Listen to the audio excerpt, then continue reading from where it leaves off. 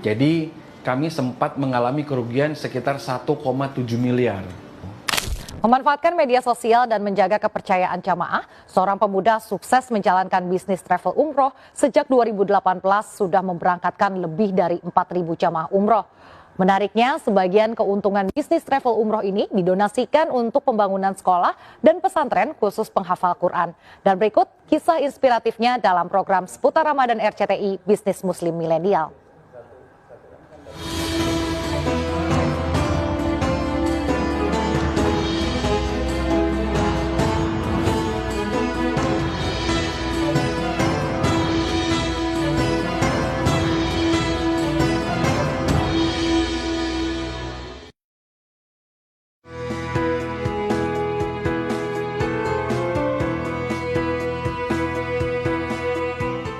Bagaimana pertolongan Allah itu datang, ya saya rasa yang itu berangkat dari niat gitu. Niat kita apa bangun bisnis ini gitu. Dari awal juga kita bangun bisnis ini bukan untuk memperkaya diri gitu.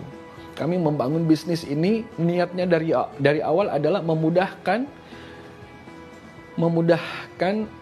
jemaah atau tamu-tamu Allah yang Allah undang untuk berangkat ke Baitullah.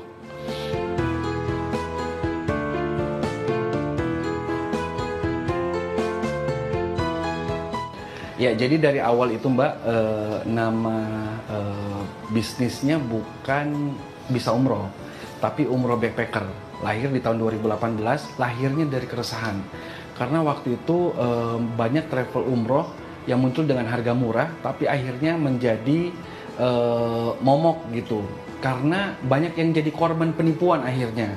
Nah, ketika itu akhirnya kami hadir 2018 pertengahan kami hadir untuk keberangkatan di akhir 2018 itu sendiri dengan nama Umroh Backpacker.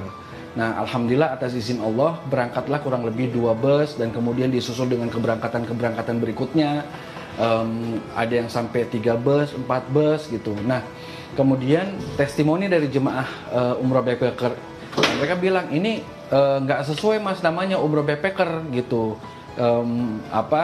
Soalnya Mas Erwin tuh ngasih hotelnya yang Masya Allah banget gitu kan. Hotelnya bagus, di Mekah hotelnya bagus, di Madinah hotelnya bagus gitu. Kenapa nggak diganti nama aja mas?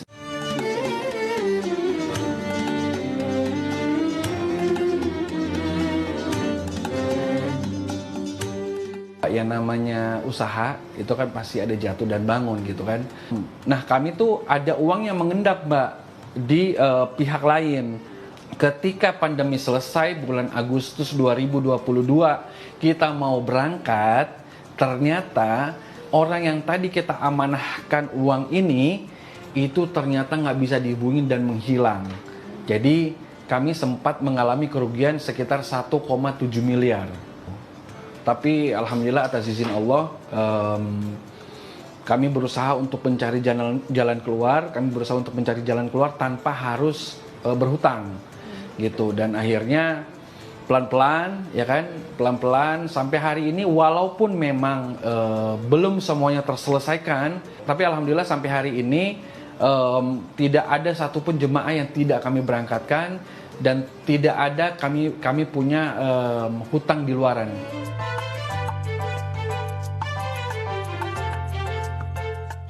Ketika pandemi ini kan kita nggak ngapa-ngapain ya Mbak gitu. Kita nggak ngapa-ngapain, akhirnya kepikiran, aduh anak-anak juga nggak sekolah gitu kan.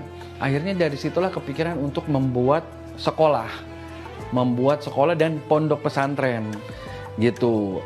Terus kemudian ya atas izin Allah berdirilah pondok pesantren kita.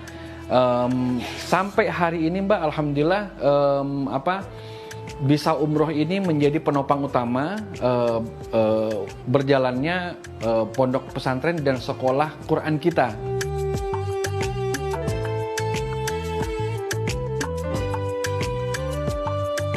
Bisnis kita ini bukan bisnis yang ngejar dunia.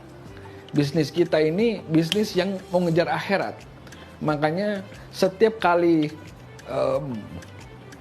kami merasa kami sudah cukup nih untuk operasional gitu ya, bayar karyawan, terus kemudian lain-lainnya itu udah selebihnya buat pondok gitu. Ya entah itu buat operasional, entah itu buat bebasin lahan. Di bulan Ramadan itu kita sengaja tidak ada keberangkatan. Jadi di saat orang mungkin malah bisa dibilang umroh Ramadan itu untuk sebagian besar travel itu adalah ibarat orang bertani itu panen besar, Mbak. Salah satunya adalah umroh Ramadan dan haji. Tapi buat bisa umroh justru kami balik gitu. Bisa umroh ini adalah waktu istirahat buat kami.